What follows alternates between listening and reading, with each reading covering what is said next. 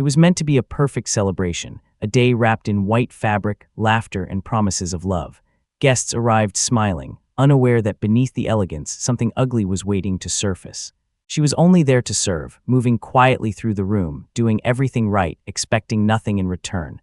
But in a single moment, cruelty replaced celebration, and prejudice revealed itself without shame. What happened next didn't just shock the room, it exposed a truth so powerful that it would change every life connected to that wedding forever. And once you hear it, you won't forget it. If stories like this matter to you, subscribe now and stay with us, because the truth deserves to be heard. Before that day unfolded into something unforgettable, her life followed a quiet, disciplined rhythm shaped by necessity rather than choice. She woke each morning before the sun had fully risen, not because she enjoyed the stillness, but because responsibility demanded it. Years of experience had taught her that the world rarely slowed down for people like her, so she learned to move ahead of it instead.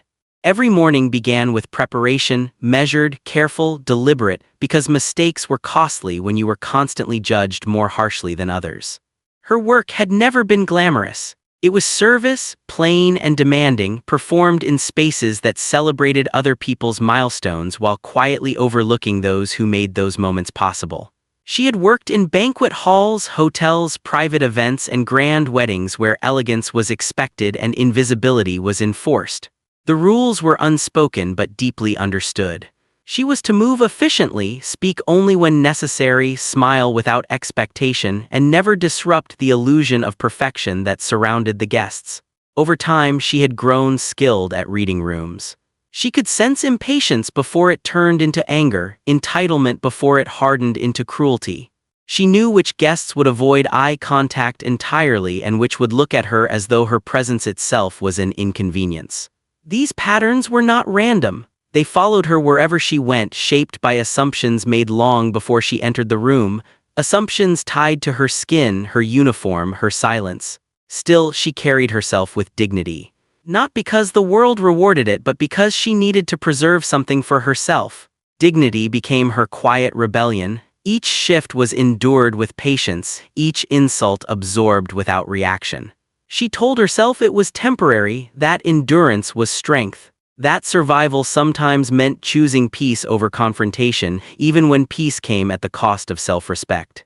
The wedding that would later define everything began like countless others she had worked before. The venue was large, meticulously decorated, designed to impress. White drapery softened the walls, floral arrangements filled the air with artificial sweetness, and polished floors reflected the overhead lights like mirrors. Everything about the space communicated wealth, control, and expectation. This was a place where imperfections were not tolerated. From the moment she arrived, the pace was relentless. Staff moved quickly, checking lists, adjusting details, rehearsing movements. Timing mattered. Appearance mattered. Every small error carried the potential to disrupt something far larger. She tied her apron, adjusted her sleeves, and joined the flow of preparation without complaint. To her, it was just another shift. Important, yes, but familiar. The bride, though still unseen by most of the staff, was already a presence. Her expectations traveled ahead of her, carried through whispered instructions and nervous glances. This wedding was not just a celebration, it was a statement. Every element needed to reflect control, success, and status. Those responsible for maintaining that image felt the pressure immediately. The closer the ceremony drew, the sharper the tension became. As guests began to arrive, the atmosphere transformed. Laughter filled the space, expensive perfume mixed with the scent of flowers, and conversations overlapped in confident tones. The divide between those being celebrated and those serving them became more pronounced with every passing minute. She moved carefully among them, offering drinks, clearing glasses, adjusting settings. She was efficient, precise, nearly invisible. But invisibility has a cost. She noticed the small things first. The way certain guests avoided acknowledging her presence entirely. The way others spoke around her, gesturing impatiently rather than addressing her directly. None of it was overt, but all of it was familiar. Racism rarely announced itself loudly at the beginning. It settled in quietly, disguising itself as preference, stress, or entitlement. She reminded herself to stay focused. Weddings were emotional environments. People were tense. She had learned not to personalize the coldness. Still, the weight of it pressed on her chest. The room demanded perfection while denying her basic respect. She swallowed the discomfort, telling herself that the shift would end soon enough. As the ceremony concluded and the reception began, the energy shifted again. Celebration intensified. Expectations grew sharper. The bride entered the room surrounded by admiration, her presence commanding immediate attention. She radiated confidence, control, and authority. This was her day and everyone knew it. The staff adjusted instantly, moving faster, quieter, more cautiously. From across the room, the bride's gaze moved quickly, scanning for flaws. Stress showed itself in tight movements, rigid posture, and impatience that simmered just beneath the surface. This was not the calm joy of union, it was the pressure of performance. Everything and everyone became part of that performance, whether they consented or not. The waitress felt the shift immediately. Her movements became more deliberate. She double-checked every task. She knew that when perfection was demanded, blame often searched for the most convenient target, and convenience was rarely fair. The smallest moments began to stack. A glance held too long, a gesture that suggested dissatisfaction without explanation, a tightening of the atmosphere that made her shoulders tense. She sensed that something was building, though she could not yet name it. Experience had taught her that these moments often preceded humiliation. That power, once frustrated, rarely turned inward. She remained silent, professional, composed. She had survived worse, she told herself. Still, unease settled deep in her stomach. The room no longer felt neutral. It felt charged, as though waiting for something to break.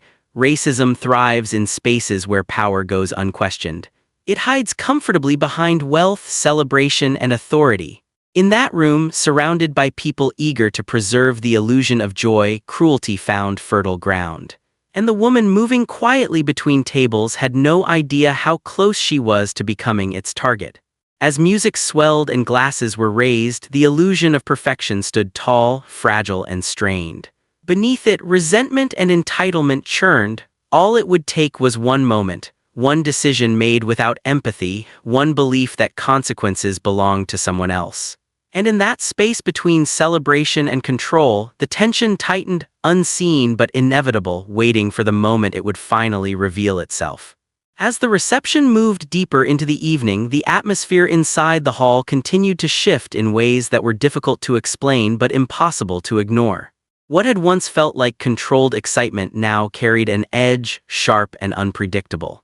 The laughter grew louder but less sincere. Movements became rushed. Smiles appeared fixed, stretched thin by expectation rather than joy. For those being celebrated, the night was unfolding exactly as planned. For those serving, it was becoming increasingly unforgiving. She felt it in her body before she understood it with her mind. A tightness settled across her shoulders, a familiar warning that told her to be careful, to stay alert. Her steps became lighter, quieter, as though even the sound of her shoes against the floor might be interpreted as intrusion.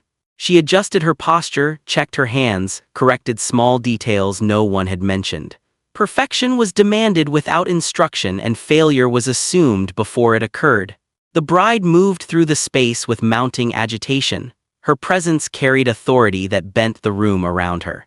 Every glance, every shift in her expression sent subtle signals that others responded to instantly. When she seemed satisfied, tension loosened. When she frowned, it snapped back tight. The staff learned quickly to anticipate her moods, to respond before dissatisfaction became visible. But anticipation did not guarantee safety. The waitress noticed that the bride's attention lingered on her more often now. Not openly, not directly, but enough to be felt.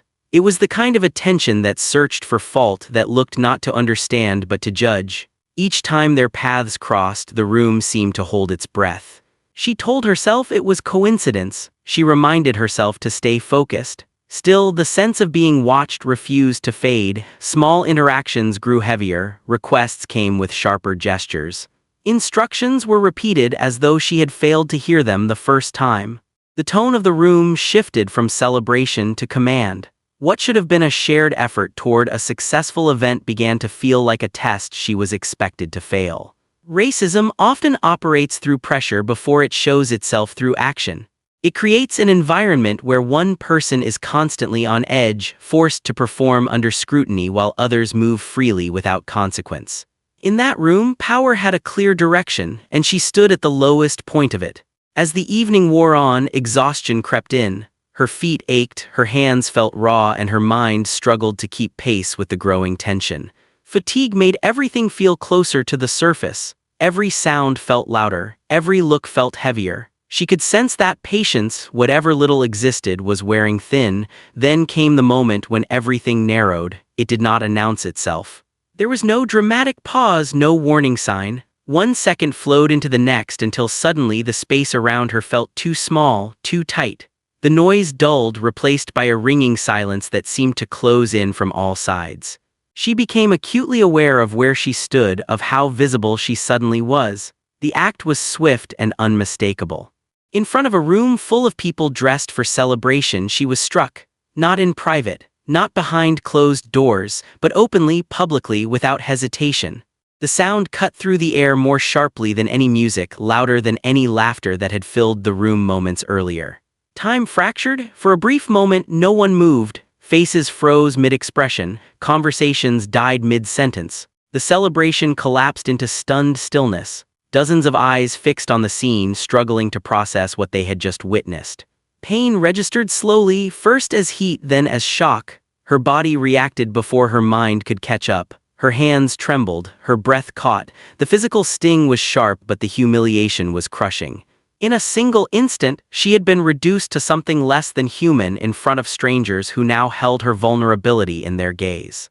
The room did not rush to her defense. Some guests looked away, suddenly fascinated by their glasses or the floor. Others stared openly, caught between disbelief and curiosity. A few shifted uncomfortably, as though proximity to injustice might stain them. Silence filled the space where accountability should have been, and in that silence the act gained permission it never should have had. The imbalance of power stood exposed. One woman stood protected by status, admiration, and authority.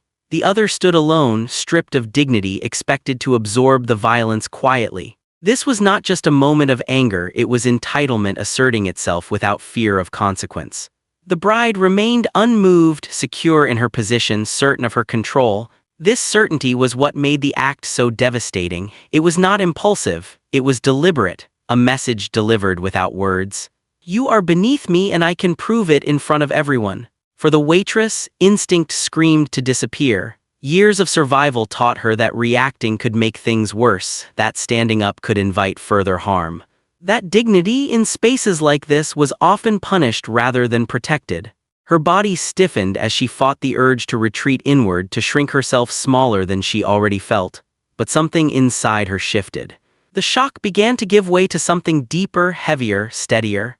Beneath the fear and humiliation, anger stirred, not explosive, not reckless, but resolute. It was the anger of someone who had endured too much for too long without being seen. The anger of knowing that silence had never saved her, that compliance had never earned her respect. This moment was different, not because of the pain but because of the witnesses, because what had happened could not be undone or unseen. The room itself had been marked by the act, the celebration permanently altered. No music could erase the image now etched into memory. As murmurs began to spread hesitantly, the illusion of joy cracked. The laughter that returned felt hollow, forced, disconnected. Guests attempted to reclaim normalcy, but the atmosphere resisted. Something essential had been broken, and everyone felt it, whether they acknowledged it or not. The waitress remained standing, her presence suddenly undeniable. She was no longer invisible. She was the center of an injustice the room was not prepared to confront. Her silence now carried weight. Her stillness demanded attention. And then, quietly, something changed. A presence entered the space that did not belong to the performance of celebration. This presence carried authority without arrogance, strength without spectacle. It did not rush. It did not demand attention. It simply existed, grounding the room in a way nothing else had. Eyes shifted. Confusion rippled through the crowd. The bride's posture changed, confidence wavering for the first time. The certainty that had protected her moments earlier began to fracture. The truth had arrived, not loudly, not violently, but undeniably. The woman who had been struck was no longer alone. The connection she carried, hidden until now, began to surface, stretching across the room like an invisible thread. A thread that tied past to future, blood to blood, action to consequence.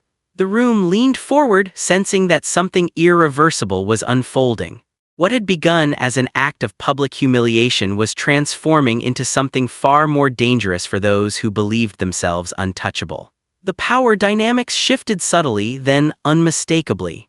The hierarchy that had justified cruelty began to collapse under the weight of truth, because the woman who had been treated as disposable carried a truth no one in that room expected.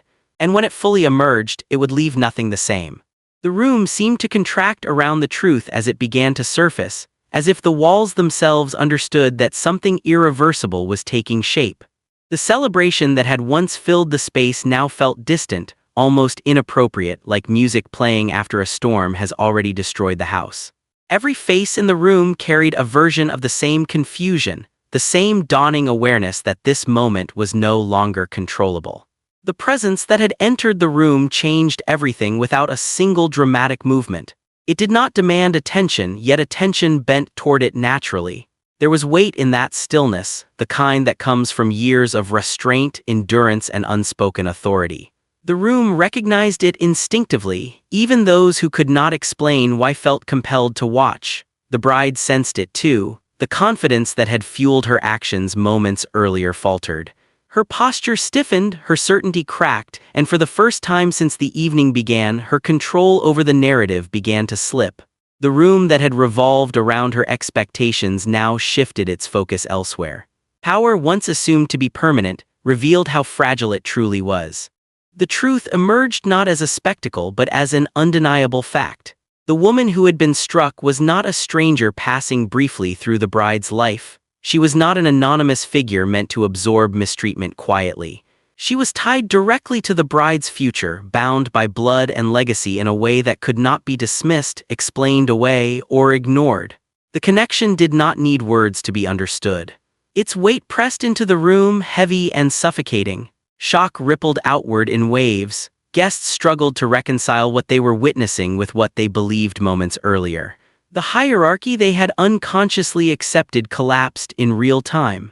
The waitress they had overlooked was suddenly at the center of something far greater than a single act of cruelty. The bride they had admired now stood exposed, stripped of the authority she had wielded so easily. The silence grew unbearable, every second stretched thick with consequence. Eyes darted between the two women, then across the room, searching for something to anchor to. But there was nothing left to cling to. The illusion of celebration had shattered completely, replaced by an uncomfortable reckoning that demanded attention. For the woman who had endured the blow, the revelation carried a complicated weight. Vindication did not erase the pain, truth did not undo the humiliation, but something profound shifted within her. For the first time, the room saw her not as an accessory to someone else's joy, but as a person whose existence carried meaning, history, and authority of its own. She stood grounded, no longer shrinking under the gaze of others. Her silence was no longer submission, it was strength. The same restraint that had once been mistaken for weakness now revealed itself as control. She did not need to raise her voice or demand justice. The truth itself spoke loudly enough. The bride's world unraveled quietly but completely. The admiration that had once surrounded her turned uncertain. Faces that had smiled moments earlier now looked away, uncomfortable with what they had been complicit in. The room no longer reflected her importance. Instead, it reflected her actions, and there was no escaping that reflection. What had been dismissed as stress or entitlement moments earlier now stood exposed as something far uglier. Racism, stripped of its disguises, rarely looks sophisticated. It looks small, cruel, indefensible. The bride stood face to face with that reality, unable to retreat behind status or celebration. The impact spread beyond the two women at the center. Every witness felt the weight of their own response or lack of one. Those who had looked away from the act now confronted the consequences of their silence.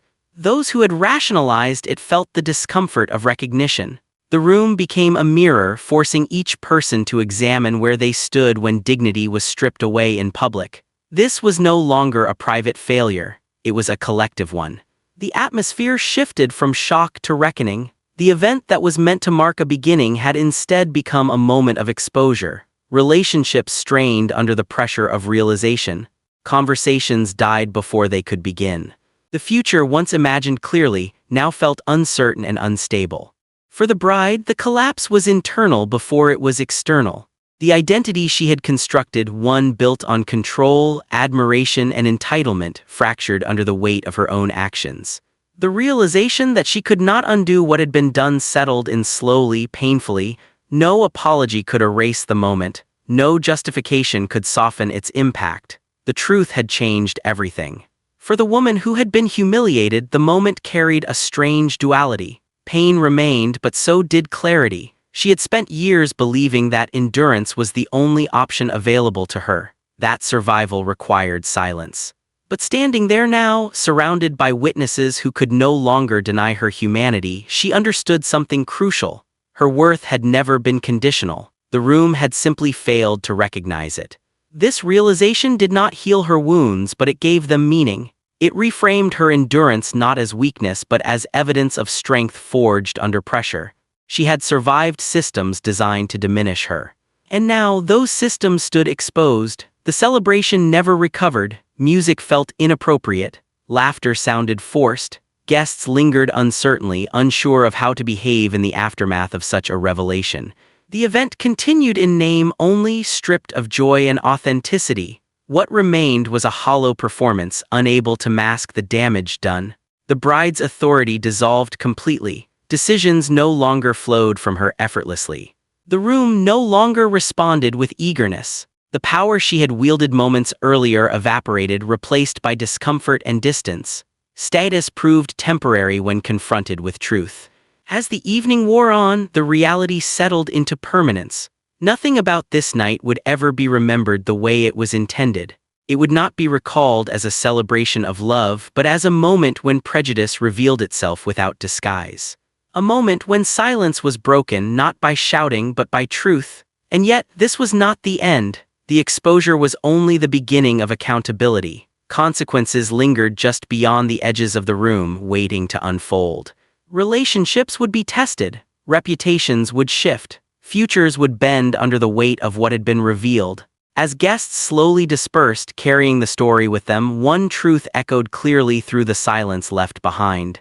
The moment that stripped one woman of dignity had stripped another of power. And what remained was a reckoning that could not be escaped. The celebration had ended, but the impact was just beginning.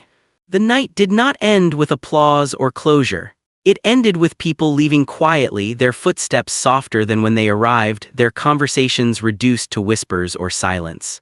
The venue that had been filled with light and expectation slowly emptied, revealing how fragile celebration becomes when truth enters uninvited.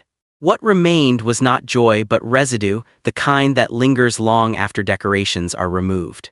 For the woman who had endured the humiliation, the hours that followed felt unreal. The adrenaline that had carried her through the moment faded, replaced by exhaustion that settled deep into her bones. Pain resurfaced not just where she had been struck but in places far harder to name. The body remembers what the mind tries to organize, and her body remembered everything. Yet alongside the pain was something unfamiliar: clarity. She understood now that what happened was never about a single mistake or a moment of anger. It was about power meeting prejudice, about assumptions hardened into action, about a system that allowed cruelty to feel justified when directed at the right person. This understanding did not lessen the hurt, but it gave it context. It reminded her that she was not broken, she had been targeted. In the days that followed, the incident followed her everywhere, not as gossip but as a weight. People reached out with concern, some genuine, some awkward, some clearly driven by discomfort rather than empathy. She accepted what support she could, but she no longer felt obligated to soothe others about what they had witnessed. The burden of explanation was not hers to carry. What stayed with her most was the silence that had filled the room after the act, not the silence of shock but the silence of choice. The moment when dozens of people decided, consciously or not, that intervening was optional. That silence haunted her more than the blow itself, because violence is loud but indifference is enduring. Still, she refused to let the moment define her entirely. She returned to her routine not because it was easy but because it grounded her. Work resumed, days passed, life continued, but she moved through the world differently now. Less willing to disappear, less inclined to excuse behavior that chipped away at dignity. For the bride, consequences unfolded on a different timeline. The truth did not fade with the end of the night. It followed her into conversations, into reflections, into the sudden coldness of spaces that once welcomed her warmly. The admiration she had taken for granted no longer came easily. People remembered the moment she would rather forget. And unlike stress or exhaustion, this memory could not be rationalized away. Reputation, once carefully managed, proved fragile when stripped of illusion. The story did not belong to her anymore. It belonged to those who witnessed it, those who carried it forward, those who refused to let it be dismissed as a misunderstanding. For the first time, she was forced to confront herself without the shield of status. This confrontation was uncomfortable, necessary, and long overdue, but the true impact of that night extended far beyond the individuals directly involved. It lived on in the people who saw themselves reflected in the moment, those who had been silenced before, those who had stayed quiet before, those who realized too late that neutrality favors the powerful. Because this story is not rare. It plays out in offices where voices are dismissed, in classrooms where assumptions shape expectations, in stores, streets, hospitals, and homes where dignity is unevenly distributed. It happens quietly, repeatedly, until someone names it. Racism does not always wear the face of hatred. Sometimes it wears impatience, authority, entitlement. It convinces itself it is reasonable, that it is earned, that it is deserved. And when left unchecked, it escalates. What happened that night exposed that truth clearly. It showed how quickly celebration can become complicity, how easily people excuse harm when it disrupts their comfort to acknowledge it. How silence, even in elegant rooms filled with well-dressed guests, can become a form of violence. But it also showed something else. That truth has weight. That dignity, once recognized, cannot be erased. That power built on prejudice eventually collapses under its own cruelty. For the woman who endured it, the experience did not grant instant healing. Healing is not a reward for surviving injustice. It is a process shaped by support, acknowledgement, and time. But she emerged with something invaluable, a refusal to be unseen again. She began to speak, not loudly but clearly. She named what had happened when asked. She corrected narratives that softened the truth. She no longer protected others from discomfort at the expense of her own reality. This, too, was a form of strength. Her story became a reminder not of pain alone but of resilience. And for those who watched, listened, and reflected, it became a question. What do we do when we witness harm? Do we minimize it to protect comfort? Do we look away to preserve celebration? Or do we choose to see even when it unsettles us? Because change does not begin with grand gestures. It begins with recognition, with refusing to normalize cruelty, with understanding that silence is never neutral. This story is not just about one wedding. It is not just about one act. It is about the moments we all face when dignity is threatened, when power is misused, when humanity is tested. The truth is, racism survives not because people don't know it exists, but because too many people choose not to confront it when it appears right in front of them. So the question remains, long after the music has stopped and the room has emptied. When the moment comes, and it will come, will you stay silent, or will you choose to stand where dignity belongs?